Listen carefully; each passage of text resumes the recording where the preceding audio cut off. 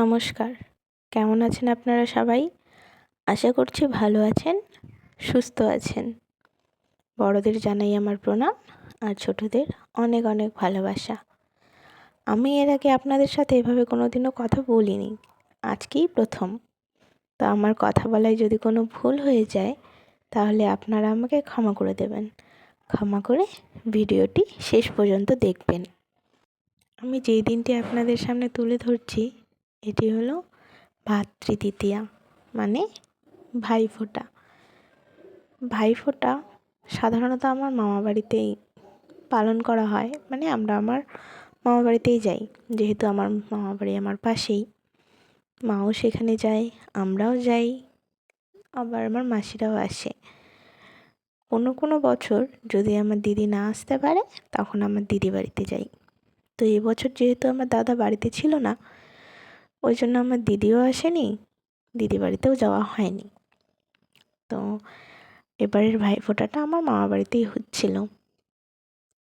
আগে এখানে আমি আমার আগে ফোঁটা দিলাম আমার মামার বড় ছেলেকে। ওর ফোঁটা হয়ে গেলে তারপর ফোঁটা দিচ্ছিলাম আমার মামার ছোট ছেলেকে। ওকে ফোঁটা দিচ্ছিলাম আর ফোঁটা দেওয়ার সময় যে কথাগুলো বলতে লাগে সেগুলো একটু আস্তে আস্তে বলছিলাম। তো আমাকে বলছে কি, জোরে জোরে বল, এত আস্তে আস্তে বললে হবে? আমরা তো কিছু শুনতেই পাচ্ছি না, মনে মনে কেন বলছিস?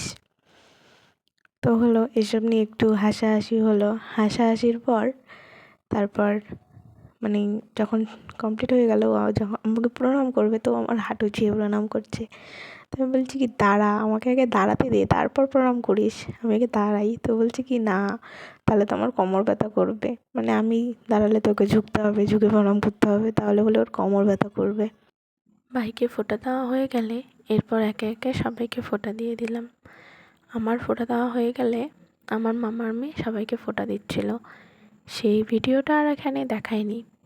তো এই অবধি আপনাদের ভিডিওটা কেমন লাগলো অবশ্যই আপনাদের মতামত কমেন্ট বক্সে জানাবেন। সবাই ভালো থাকবেন, সুস্থ থাকবেন।